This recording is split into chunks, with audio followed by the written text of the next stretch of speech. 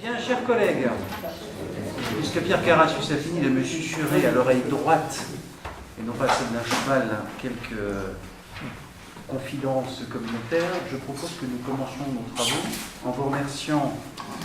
Vous allez croire que chaque fois c'est un peu précipité, que souvent nous nous réunissons pour un seul objet, mais quel objet, puisque ce qui nous réunit ce soir, c'est la question d'une demande de subvention pour notre projet de rénovation de l'Arcature. Mais respectueux des règles, il nous faut d'abord désigner un secrétaire de séance. Et Madame Vétins m'a écrit cet après-midi en me demandant est-ce que je peux au moins une fois être secrétaire de séance. Une fois. C'est vrai. Et je me suis dit, c'est l'occasion jamais, ce mercredi 9 octobre. Et je dois mettre aux voix, comme je l'oublie souvent, me rappelle Pierre Carassus, qui lui me renvoie un mail après le conseil municipal, en me disant bravo, ça y est, tu es en net progrès sur le début des séances, la fin. Donc y a-t-il des oppositions à la proposition de Madame Vétins, des abstentions? À l'unanimité, tout cela commence très très bien. Alors, chers collègues, merci d'avoir répondu. Ah, je ne dois pas oublier, vous voyez, c'était presque parfait. Quelques procurations. Monsieur Ducibourg donne procuration à Monsieur Pratola. Madame Joudani donne pouvoir à Monsieur Carassus. Madame Trouvé donne pouvoir à Monsieur Pagès. Et Monsieur Mérignac donne pouvoir à Kerrer. Voilà. Choses sont faites. Le quorum est constitué. Alors, l'objet de cette réunion, c'est un sujet dont nous débattons depuis quelques mois, puisqu'il faisait partie des projets inscrits au budget primitif que nous avons voté en janvier dernier, si je ne m'abuse, portant sur la modernisation, requalification de l'architecture, dans laquelle un des éléments clés est bien évidemment la restructuration, vous l'avez vu dans la délibération, de la bibliothèque municipale. Et avant de revenir sur le fond du dossier, je voudrais remercier chaleureusement le groupe qui travaille sur l'intergénérationnel. Je pense bien sûr à Ginette Moreau, à Colette Lec et à Françoise Vétins, qui voilà, ont été... Attends, j'ai pas fini, non. Les femmes d'abord. Je ne vais pas oublier notre trio de techniciens experts qui ont instruit sur le fond à partir des orientations que la majorité avait dessinées, mais je dois dire aussi le conseil qui validait cette perspective dans son ensemble autour d'un lieu consacré à l'intergénérationnel. Sur le fond, c'est-à-dire à la fois sur les orientations politiques, mais aussi sur la structuration du lieu. Assisté et fort bien assisté, bien par Alain Tafoureau, Escalité, Gilbert Lavallée et Michel Gare qui ont apporté leur concours, puisque derrière ces intentions et ce projet politique, il y a un immense chantier sur lequel nous travaillons, et de dire au Conseil que si tout va bien, je pense que comme nous en sommes au stade de l'APS, c'est bien ainsi qu'on dit, et qui nous a permis aujourd'hui d'esquisser un budget, bien évidemment, nous viendrons devant le Conseil municipal dans quelques semaines pour présenter, après que les architectes ont fini les premières esquisses, pour présenter au Conseil le projet tel qu'il se dessine. Donc, merci aux élus qui se sont impliqués. Et mon deuxième remerciement va, et c'est l'objet de cette délibération, au service technique, à Christian Guerrier, mais surtout à Sophie Robot, pour ceux qui ne le savent pas désormais, consacre une partie de son temps à la recherche de subventions et concours. Et ce qui a précipité ce conseil municipal, c'est que voilà, la recherche a permis d'identifier un fonds.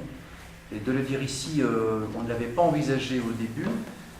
C'est un fonds très particulier parce qu'à la fois il relève de la DRAC, la Direction régionale des affaires culturelles, donc qui relève du ministère de la Culture, mais qui en fait est hébergé au ministère de l'Intérieur. Ne me demandez pas comment et pourquoi, mais en tout cas nous avons vu que nous étions éligibles, mais en revanche nous arrivions, lorsque nous l'avons découvert, à un moment un peu à une date butoir, c'est-à-dire que nous avons obtenu, c'est ça Monsieur Lecontin, que nous puissions déposer notre dossier au plus tard vendredi matin, d'où la convocation du conseil municipal. Donc merci d'avoir accepté, pas cette précipitation parce que nous avons respecté les délais de convocation, mais parce que voilà, il a fallu rédiger cette délibération et collecter tous les indices.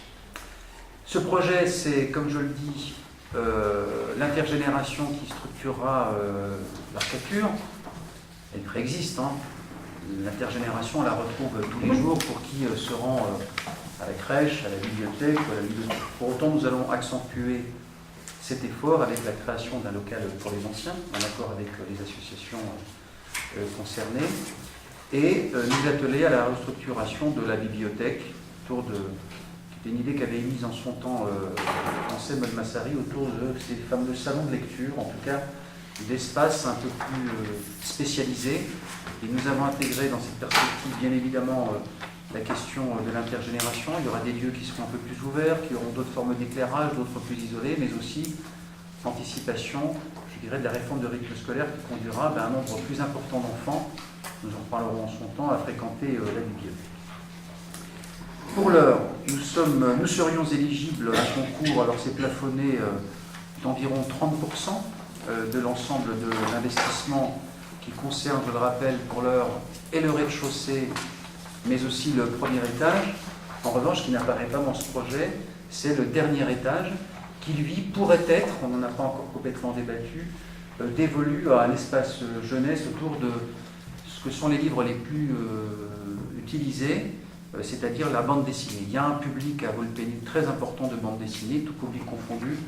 Donc l'idée qui vous sera proposée, c'est probablement, en son temps, de le consacrer. Il faudra donc finaliser l'accessibilité, bien sûr, avec l'ascenseur, et consentir quelques aménagements liés à la température qu'il faut stabiliser, parce que c'est très très chaud en été, mais c'est aussi très très chaud en hiver. Voilà. Mais les solutions semblent s'esquisser. Le budget, pour l'instant, il est plus que provisoire, parce que ce sont des ratios mètres carrés, rénovation pour l'essentiel des lieux. Mais je le dis ici, nous avons bon espoir, parce que des discussions ont été entamées. Nous n'avons pas encore délibéré, c'est normal, puisque les dossiers n'ont pas été renvoyés par la collectivité locale, mais nous avons de manière épistolaire saisi à la fois le Conseil général, le Conseil régional et la communauté d'agglomération. Nous le ferons en 2014 au titre des fonds de concours, puisque nous avons, entre guillemets, épuisé nos droits dès cette année, quand Pierre Carassus avait suggéré, et ça nous permet de rapporter 215 000 € de mémoire sur le financement des terrains synthétiques. Je dirais que nous avons bon espoir d'obtenir au moins 50% de subventions pour financer cet équipement majeur pour la commune. Vous avez le détail dans la délibération, mais nous pourrons répondre à vos questions sur les trois éléments. Comment ? Oui, merci Madame Moreau de me rappeler les bons chiffres. Donc sur l'ensemble du dossier technique, 851 000 € d'inscription budgétaire. Je rappelle que nous avions inscrit au budget 2013 de 602 000 € au titre de ce projet. Et ensuite, vous avez le détail sur la maîtrise d'ouvrage, donc le cabinet d'architectes qui avait été désigné après mise en concurrence, avec une jeune équipe assez brillante, donc pour 60 000 €. Ensuite, les travaux, 774 000. Et puis, si je ne dis pas de bêtises, c'est la partie informatique et sécurité, hein, c'est bien cela, je crois, 7 000 et 8 000 € respectifs. Voilà. Donc, l'objet de cette délibération, eh bien, c'est de nous autoriser à saisir la DRAC pour obtenir cette subvention qui pourrait intervenir dès 2013. C'est pour ça qu'il faut aller vite et saisir cette opportunité et de la sorte déjà venir abonder le projet de l'Arcature. Voilà. Si d'autres élus qui ont travaillé sur ce sujet souhaitent compléter mon propos, qu'ils n'hésitent pas, et ouvert à vos questions s'il y en a. Donc, y a-t-il des questions concernant cette délibération? Monsieur Franzi, vous avez la parole. Oui, monsieur. En son temps, au moment du vote du budget 2013, nous, ensemble, l'équipe ensemble, nous avons suivi sur ce projet. Et je me souviens même de faire le précis qui était de dire qu'à partir du moment où on redéployait un certain nombre de services sans embauche, c'était quelque chose que l'on trouvait plutôt satisfaisant. Donc, à l'époque, on avait suivi en pensant que l'idée même de l'intergénération était importante. Il y a juste deux ou trois choses que je ne comprends pas dans cette délibération. Le budget primitif, il a été calculé en TTC, donc je reprendrai des valeurs TTC, non pas hors taxe. Ça va permettre de comparer à bonne à bonne valeur. 765 435 € et 60 centimes, ça fait 915 460. Là où je suis un tout petit peu étonné, c'est qu'à l'inscription budgétaire, vous dites 602 000 €. Moi, j'ai en mémoire la présentation PowerPoint d'Anselme Malmassari, et entre autres d'un slide, d'un diapositive, dans laquelle il reprenait un certain nombre de points d'investissement. Et on a pu, heureusement, parce que comme tout est enregistré maintenant, le revoir à satiété pour s'assurer qu'on ne se trompait pas. Parce que c'est vous. On est un certain nombre, dont un, voilà, c'était moi. Et si on reprend ce slide, plan trottoirs et voiries, 250 €, donc 250 000 €, pardon.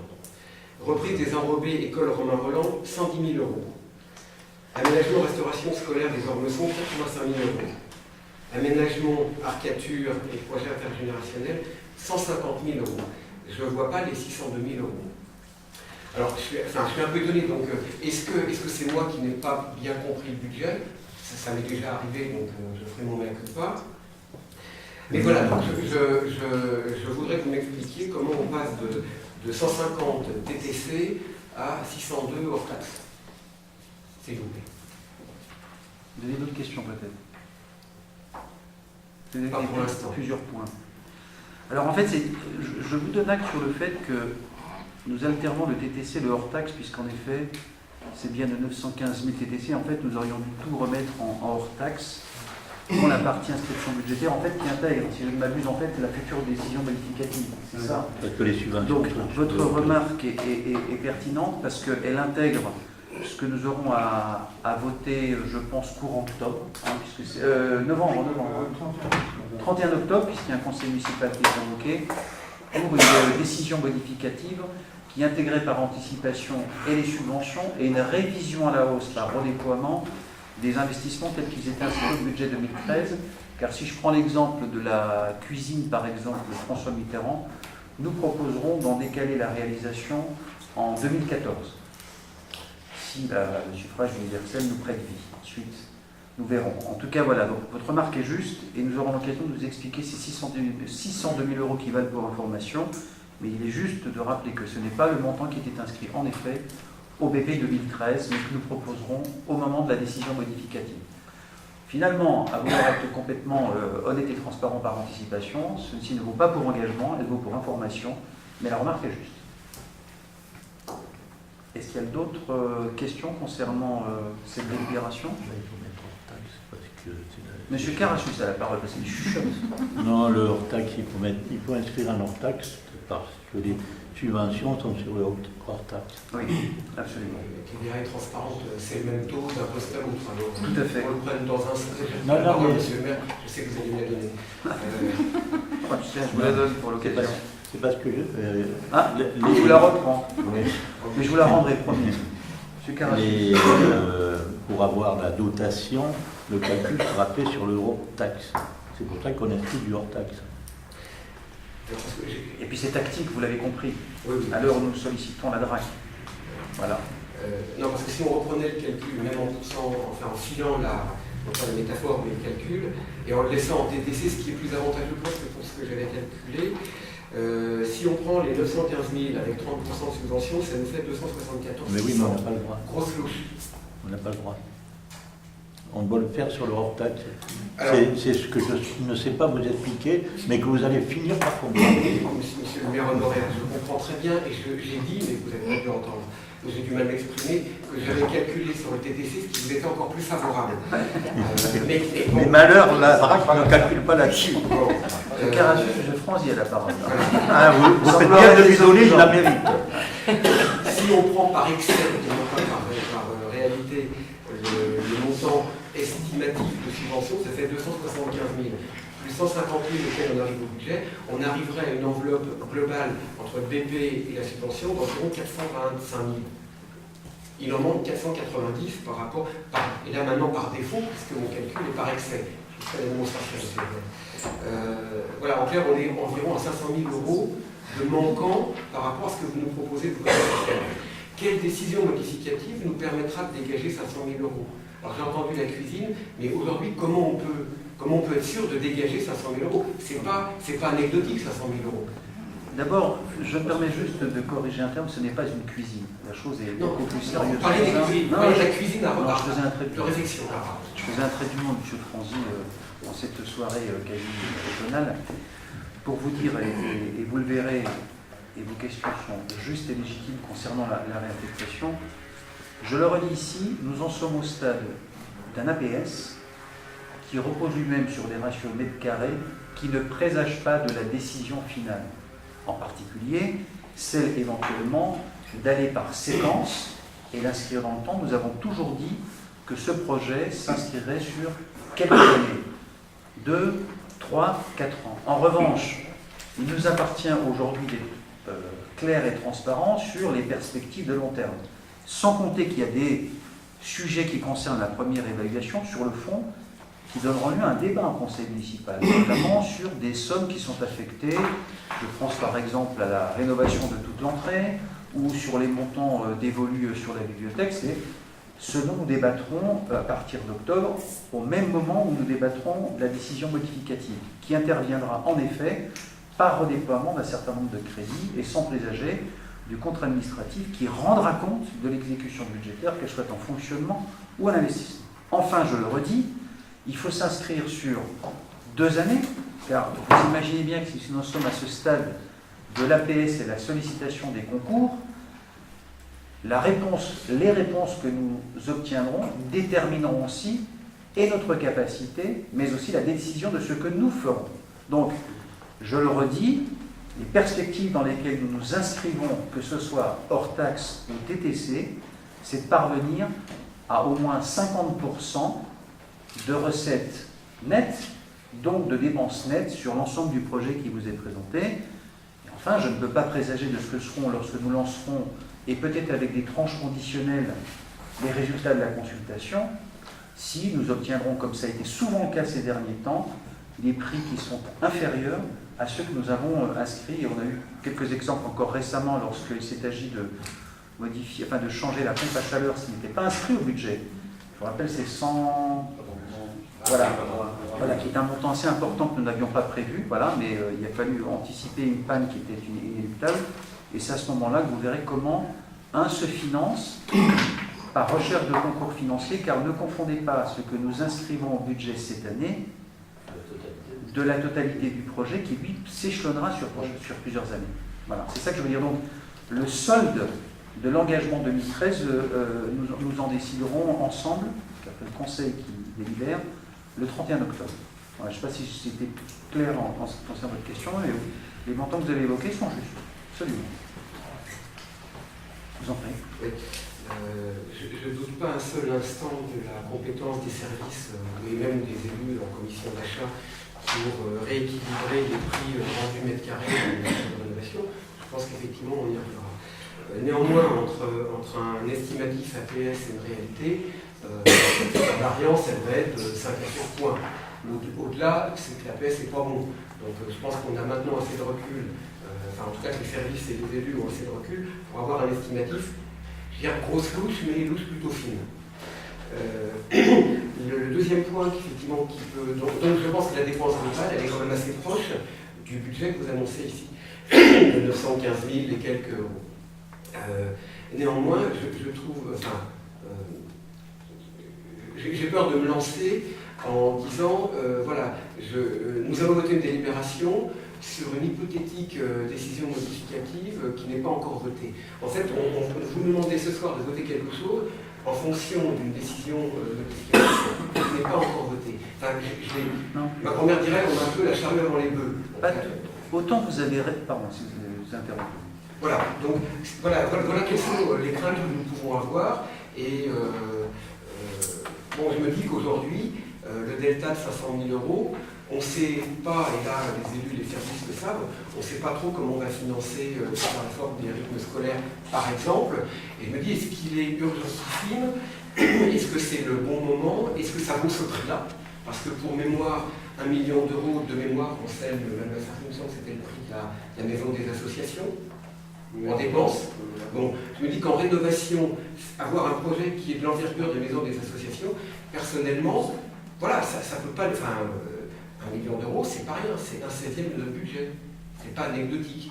Donc voilà, donc aujourd'hui, je ne dis pas non, mais je ne dis pas oui. Oui, mais dans la vie, si vous voulez, c'est oui ou non, c'est comme les jours sacrés. Alors, pour répondre à ce que vous dites, il ne s'agit pas aujourd'hui de se prononcer sur une décision modificative. Et là, pareil, parce que nous avons toujours été transparents, mais il a manqué peut-être une phrase dans cette délibération. Les jeunes diraient qui a été un peu écrite à l'arrache parce qu'il a fallu réagir. Et je remercie le directeur général parce qu'en 48 heures, on a été capable de produire un premier document, mais aussi déjà pour alerter la DRAC et obtenir une tolérance sur le dépôt du dossier. Il ne s'agit pas de se prononcer sur le budget ou le projet. Il s'agit aujourd'hui de se prononcer sur une demande de subvention en vue de la réalisation de ce projet. Je ne peux pas présager de la décision de la DRAC. J'ai bon espoir parce qu'apparemment, nous cochons un certain nombre de cases qui sont liées au projet de développement de la lecture publique. Et ça ne présage pas du projet final. Il y a une seule chose sur laquelle je peux dire ici que nous nous engagerons et que nous réaliserons. C'est au fond, à gauche de la caricature que vous connaissez bien, le local qui sera dévolu à nos anciens. Car nous sommes, d'abord, nous l'avons annoncé, et 2, nous sommes en capacité de le financer dès 2013. Mais nous savons que toutes les consultations, à mon avis, vont conduire à ce que les travaux débutent plutôt en 2014. Mais quand, aujourd'hui, je ne serai pas capable de vous le dire, je pense et j'espère au premier trimestre, non pas pour des raisons que l'on pourrait imaginer, mais parce que vis-à-vis des anciens, c'est un peu l'engagement que nous avons pris, puisque c'est leur départ, aussi, vous savez, d'autres aménagements dans l'annexe, c'est ainsi que nous l'appellerons, de la mairie. Donc, vous voterez comme bon vous semble, c'est votre liberté. Mais je le redis, nous votons ce soir sur une demande de subvention. Et en effet, c'est un lourd budget, et notre conviction, c'est qu'il faut l'engager, et l'engager vite, et en particulier parce que la réforme des rythmes scolaires va s'imposer à nous, et nous l'avons choisi en septembre 2014. Et certains se noient dans le fait qu'il faille financer, nous y reviendrons, puisque maintenant nous avons les données qui nous permettent d'avancer sur cette réforme, puisque Mme Chevillet et M. Carassus ont avancé, et bien avancé sur ces questions, en concertation avec la communauté éducative. Et l'enjeu, c'est de disposer, car vous étiez peut-être à la réunion, je ne sais pas, nous avons annoncé quelles étaient au comité stratégique nos orientations, à savoir plutôt de privilégier la pause méridienne, l'unité de lieu.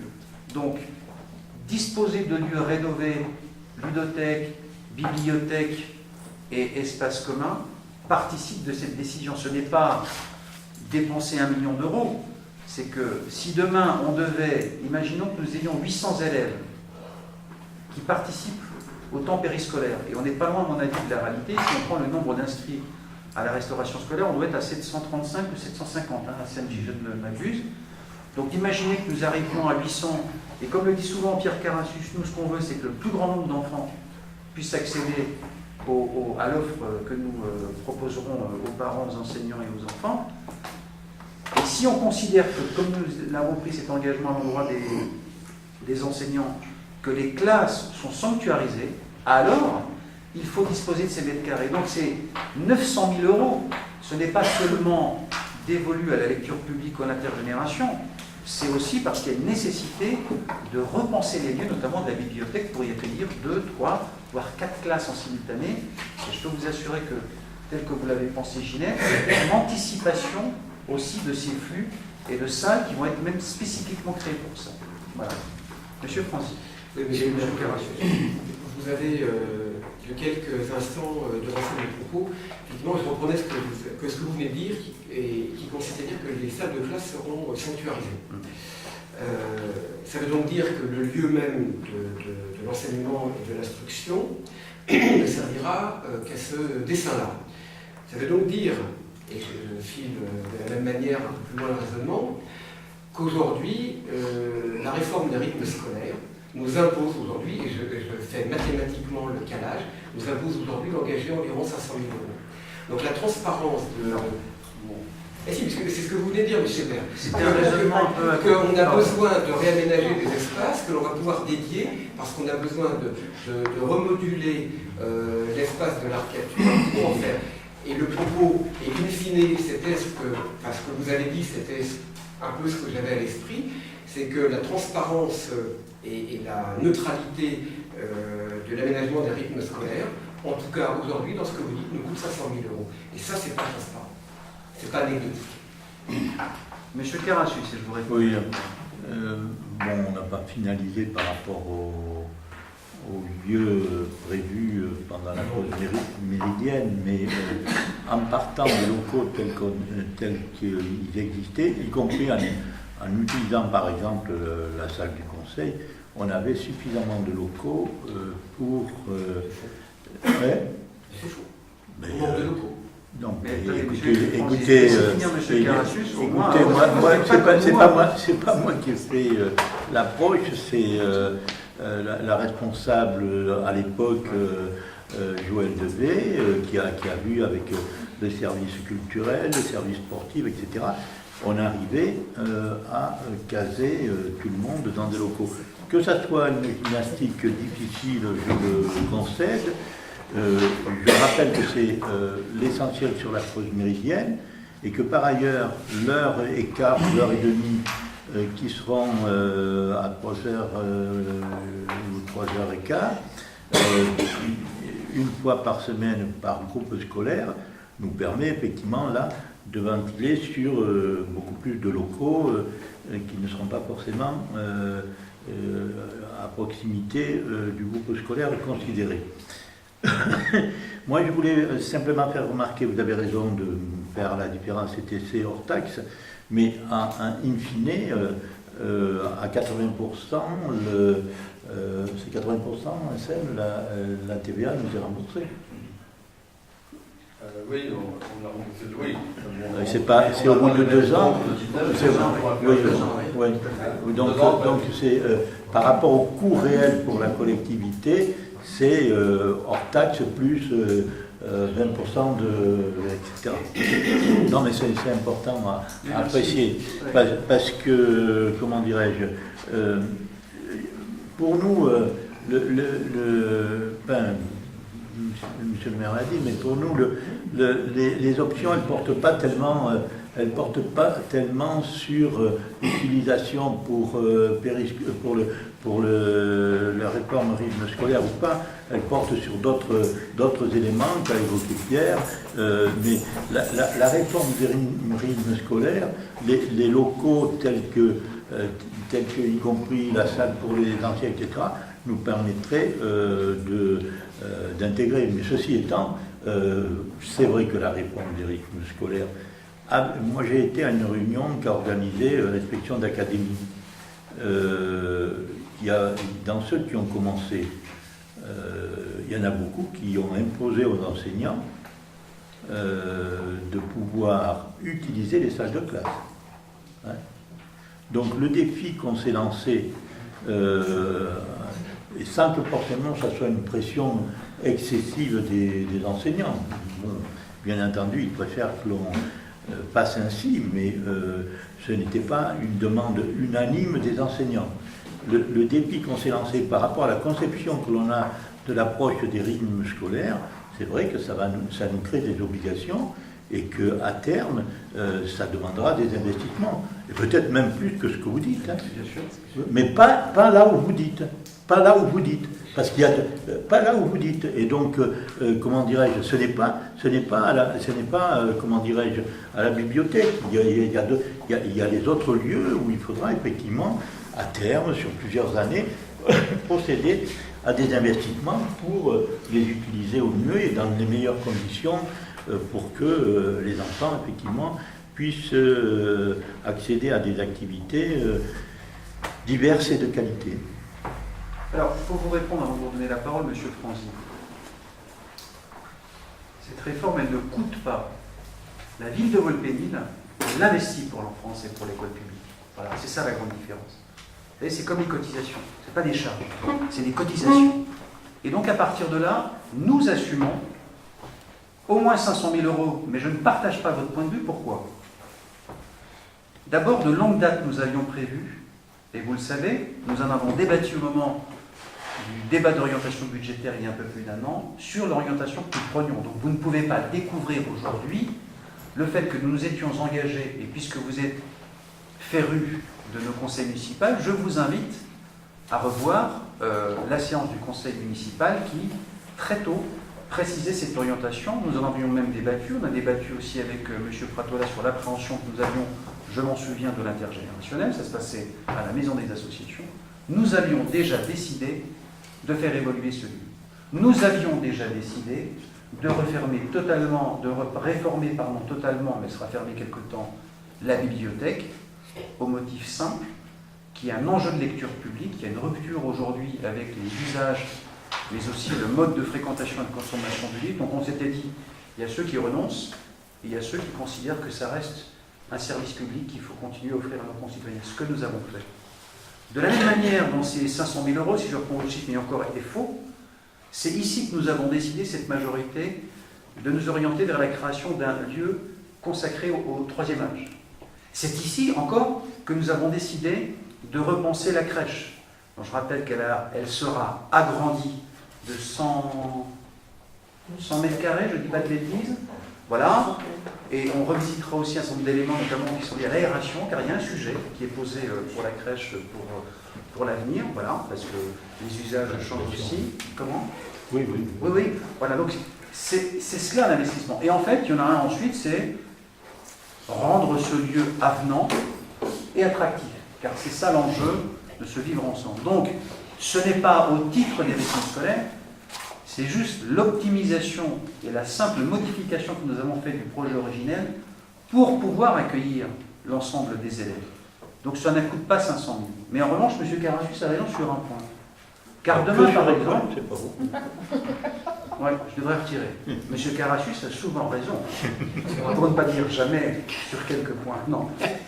Il a raison lorsqu'il dit, on en a parlé entre nous, mais je pense que vous avez les mêmes débats au sein de vos groupes, c'est que si demain nous repensons et nous décidons définitivement d'organiser ces rythmes scolaires sur les temps de la pause méridienne, la question des lieux de restauration sera posée.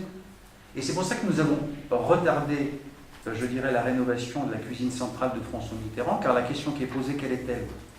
Est-ce qu'on fait une cuisine centrale pour une liaison chaude pour l'ensemble des écoles? Et est-ce qu'on repose le débat qui avait déjà été ici posé sur éventuellement une capacité à Romain-Rolland d'offrir une restauration? Alors là, oui, non, ce n'est pas une charge, c'est un choix que fera la majorité pour améliorer les conditions de travail des enfants. C'est ça la grande différence entre votre point de vue et le nôtre. Dans le même esprit, oui, ça va coûter plus cher. Si demain nous décidons en effet de nous engager dans la voie, je dirais, de l'égalité d'accès à la culture. Alors, je sais que ça peut paraître un peu grandiloquent quand on le dit comme ça. Il y a des enfants dans notre commune qui ne voient que des œuvres animées, que ce que, et ce n'est pas un jugement de valeur, que ce que leurs parents leur font partager. Or, il existe par exemple une production de qualité en matière de documentaires, de films de fiction, de reportages. Nous proposerons, nous, la majorité, au sein de la ferme des Jeux, par exemple, de réaliser un cinéma pour enfants. Ça coûte? Non. C'est un choix. C'est un choix de politique publique. C'est un choix, puisque depuis 89 ici, l'enfance est une priorité au corps des politiques publiques. Donc ne dites pas, ça coûte. Je trouve vraiment le mot un peu maladroit. En revanche, ce qui va coûter, c'est le seul point sur lequel je vais vous rejoindre, et moi, il ne me pose pas de problème. Quand bien même, il coûterait 1 000 € par enfant, comme ça semble être la moyenne qui se dessine au plan national, car nous voyons des comparaisons. Demain, il faudra en effet du personnel supplémentaire pour encadrer. Et sans état d'âme, s'il y a beaucoup d'enfants qui viennent au périscolaire, eh bien nous assumerons nos responsabilités. Alors bien sûr, il y aura des difficultés, des tensions, il faudra faire des réglages, mais comme toute création de service public. Eh bien si ça doit coûter 80 000 € à la commune, eh bien il faudra qu'on les trouve d'une manière ou d'une autre, par redéploiement en particulier. Et vous l'aviez vous-même souligné au moment où nous avons créé la direction intergénérationnelle. Elle s'est faite, et je vous remercie à l'époque, vous l'aviez souligné, vous l'avez redécouvert, par redéploiement.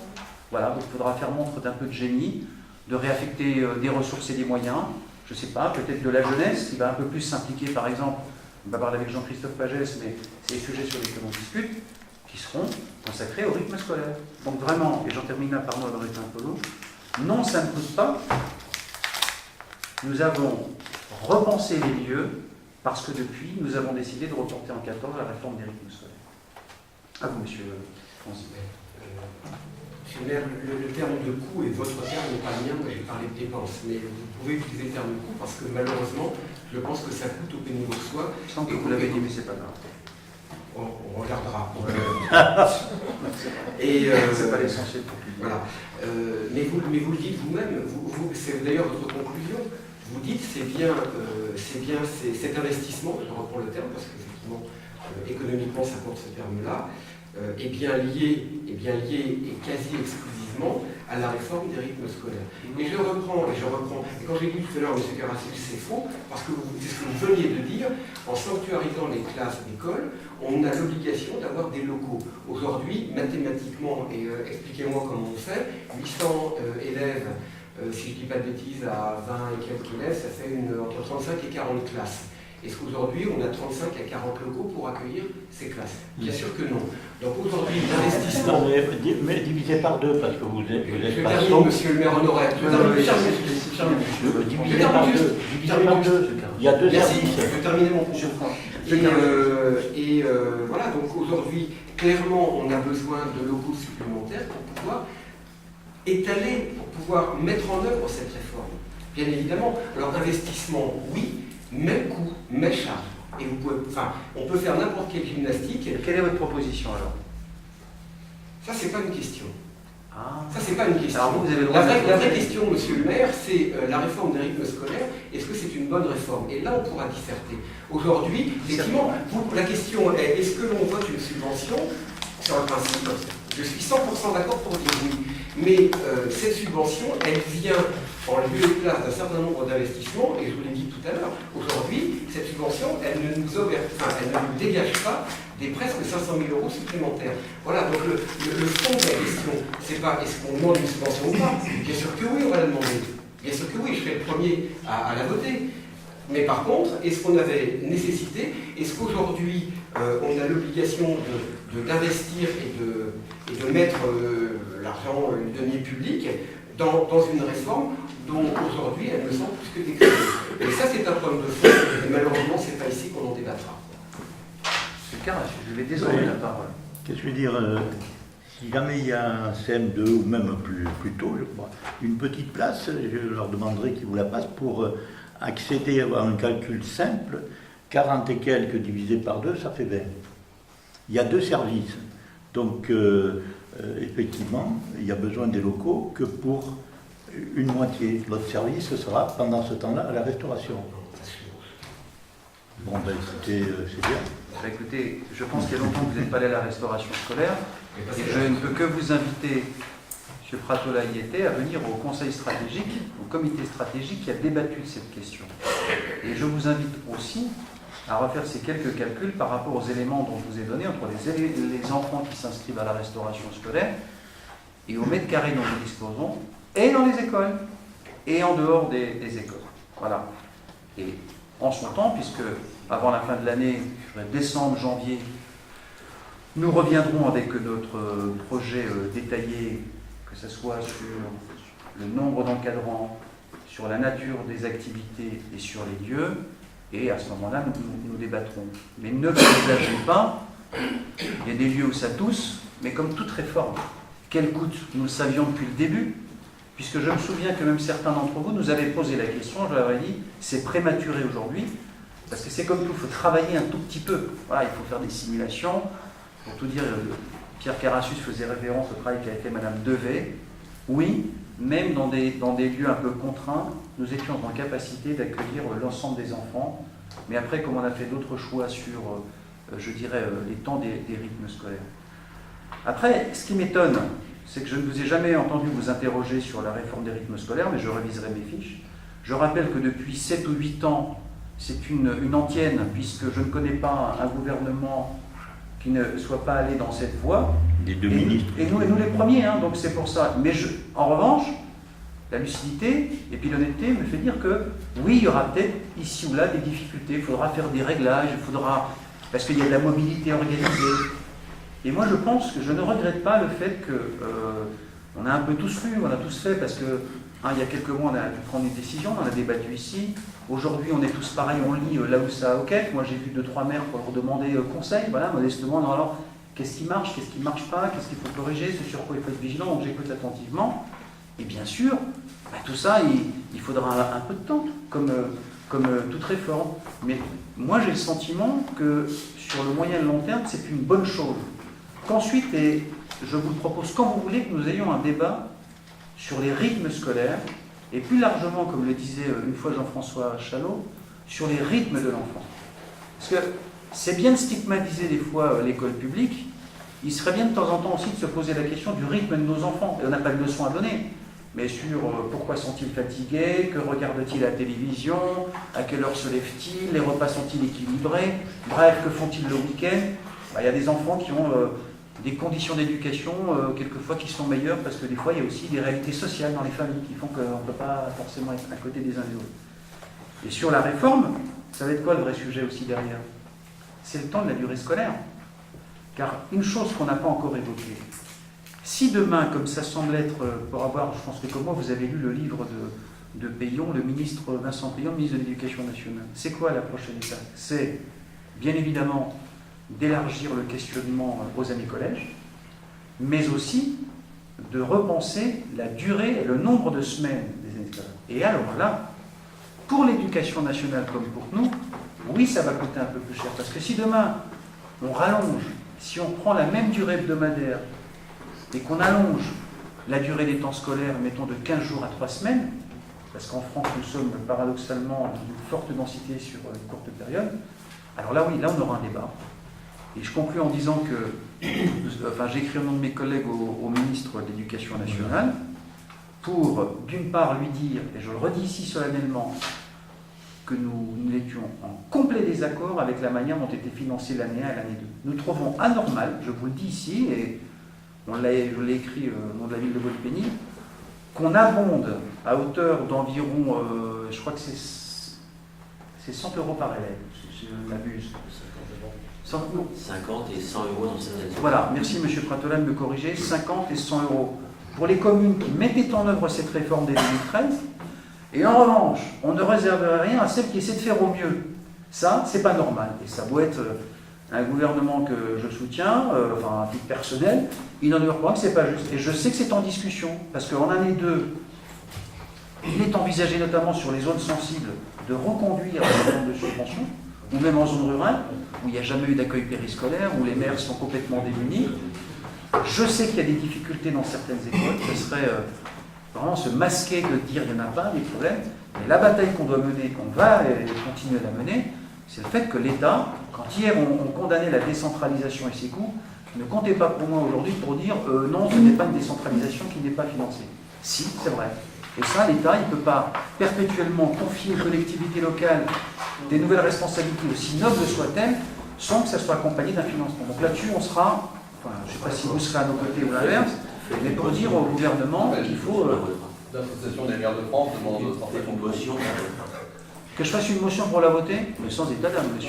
Pratola. Mais ce qui serait une première, car du temps où Sarkozy, votre président, était aux affaires, vous avez refusé de voter toutes les motions. Donc je m'étonne que le bienveillant regard de François Hollande, vous souhaitiez aujourd'hui voter une motion. J'en prends acte. Donc nous aurons... Sur ce sujet-là. Ah d'accord, alors je considère qu'à l'avenir, nous demanderons préalablement à M. Pratola, je le dis avec beaucoup d'humour, mais aussi beaucoup de sérieux, son accord. Non, les choses ne se passent pas comme ça. La politique, c'est un peu plus sérieux. Mais en tout cas, vous ne pouvez pas dire que c'est celle que vous décideriez d'inscrire à l'ordre du jour, car je rappelle que ce n'était pas la nature des vœux, c'était le principe que vous contestiez en son temps, en disant tout ce qui relève de la politique nationale ne doit pas être débattu au conseil municipal. Qu'est-ce qu'on fait là? Sauf si ça a une incidence au niveau municipal. Bon, je réviserai mes fiches si vous l'avez dit. Si c'est ça, je ferai amende honorable comme je sais le faire. Voilà. Est-ce qu'il y a d'autres remarques sur... Juste une chose, je le redis et je le répète. Le vote d'aujourd'hui ne porte que sur une demande de subvention. Il ne présage pas du budget final. Il ne présage pas de la décision finale de l'ensemble des aménagements que nous consentirons, car jusqu'à preuve du contraire ici, on fait avec les moyens qu'on a.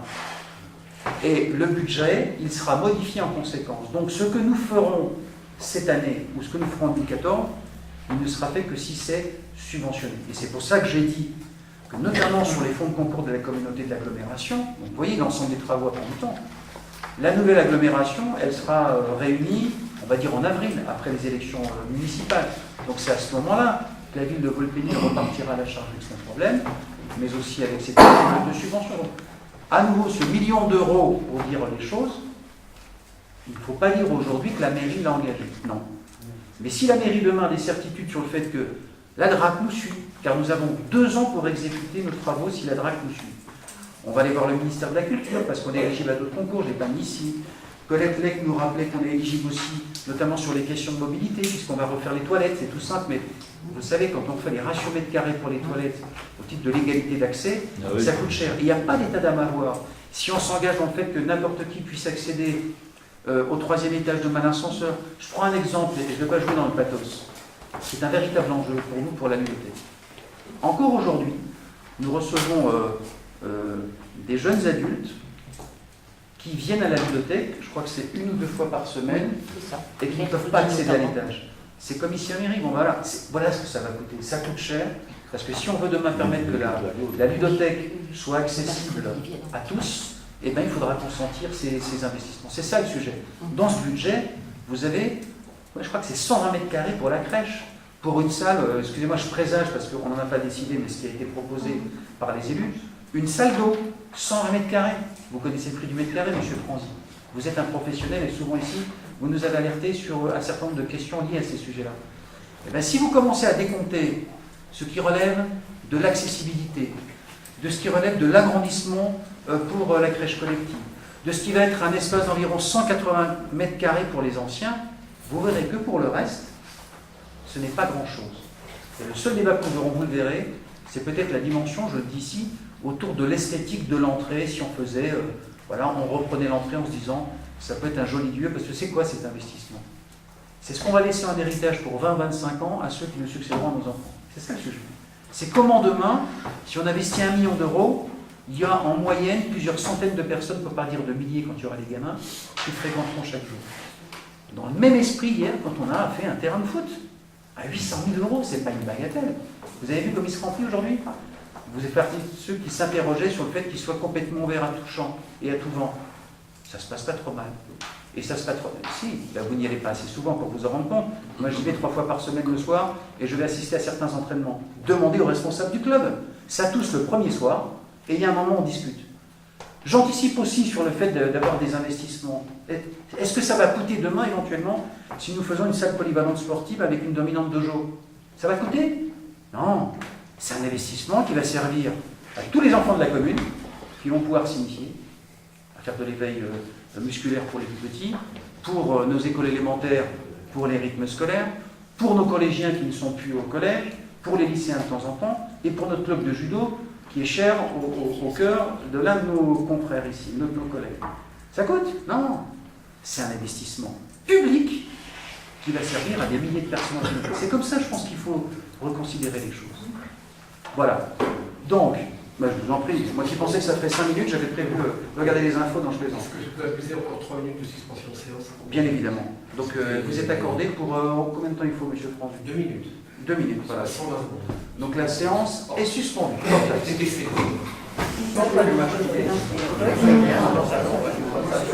Bien. Est-ce qu'on peut reprendre la séance? Merci, vous avez respecté le temps imparti. Voilà, chers collègues, je vous demande une séance. Enfin non, pas une minute de silence, pardon. Je vous demande que la séance est reprise. Est-ce qu'il y a d'autres interventions? En ce qui nous concerne, on peut procéder au vote. Écoutez, si alors on peut procéder au vote avec votre accord. Monsieur Pratola, pas d'intervention, je vous remercie. Bien, si d'autres collègues ne le souhaitent pas, je mets au voie, y a-t-il des voix contre? Y a-t-il des abstentions? À l'unanimité, et je vous en remercie.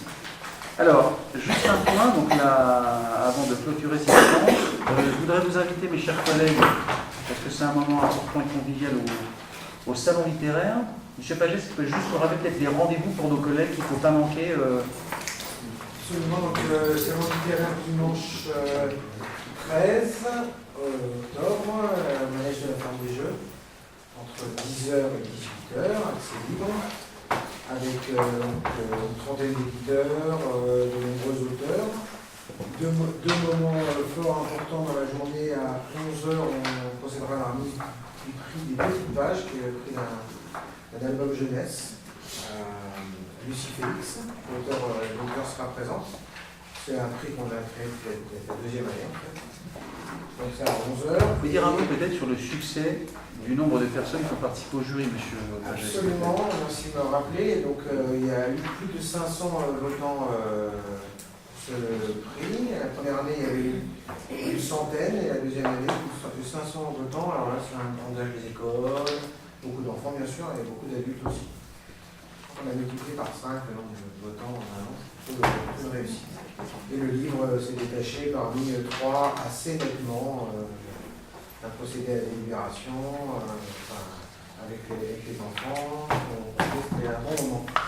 Donc, je reviens au salon donc, de dimanche. Il y a un deuxième temps fort l'après-midi vers 15h, puisque l'association de la Table des Jeux, qui est co-organisatrice avec le service culturel et famille laïque de cette manifestation, on remet le prix des Tours des mots 2013, donc c'est un concours de textes courts. Et les textes des lauréats seront lus par Vincent Roca, qui sera donc présent pour ces deux textes. Les auteurs seront présents pour recevoir leur prix, qui est représenté en livre en fait. Vous avez intérêt à être là, monsieur Patola, si vous ne voulez pas qu'il dise pas trop là. Voilà. Et juste alors un mot, parce que c'est un péniboxois connu, je voulais d'abord le dire aux élus, parce que cette décision s'est prise cet été, on n'en a pas délibéré, mais je présageais que tous les élus seraient d'accord. Il se trouve que Pierre Faux, que tout le monde connaît, c'est quand même une des grandes figures de Volpénil, moi j'apprends beaucoup à ses côtés, a écrit une partie de ses mémoires, et nous avons pris l'initiative, et nous avons pris en charge sur le budget de la communication, ce sont quelques centaines d'euros, la liberté d'éditer en fait ce bouquin. Et je demanderai à Fabrice de bien vouloir en offrir au moins à chacun des élus du conseil municipal. Nous avons dû en éditer 150, une centaine, monsieur Boulard. Voilà, donc je demanderai Fabrice, est-ce que tu veux bien en offrir un à chaque conseil municipal? Je t'invite à le lire. Et je le dis aussi parce que monsieur Faux, je peux l'assurer, il était très ému et il remerciait la ville. Dédicacera dimanche, donc comme je sais qu'on est nombreux à le connaître, je pense que ce serait pour lui un grand moment de savoir que, donc si Fabrice, soit à l'entrée ou avant, on peut remettre aux élus, parce que nous sommes déjà mercredi, alors peut-être dans vos casiers, si on peut, Fabrice, je pense qu'il serait très touché, je pense que si les conseillers municipaux, et ça sera donc dimanche après-midi, c'est ça, monsieur Pagès? La présence de Pierre Faux, hein. toute la journée. Toute la journée de dimanche, donc à la ferme des Jeux.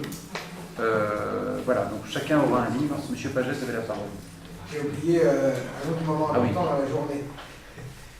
Merci Françoise de me rappeler. Il y a également un déjeuner-débat organisé par Famille Laïque avec ATD Carmonde, qui aura lieu au moment du repas à l'artiste, sur le thème écoliers et collégiens, tous peuvent réussir. Donc ça rejoint un peu le débat qu'on avait juste avant. En présence de Christian Debout, qui est un des auteurs de ce livre. C'est un autre moment important de la journée. Monsieur Chalot n'est pas là, mais il m'en aurait voulu beaucoup de l'avoir oublié. Il aurait même lu un long message qu'il aurait rédigé la nuit durant. Bien. Chers collègues, une nouvelle fois, merci d'avoir répondu à cette invitation et à ce vote. Je considère comme un soutien. La séance est levée.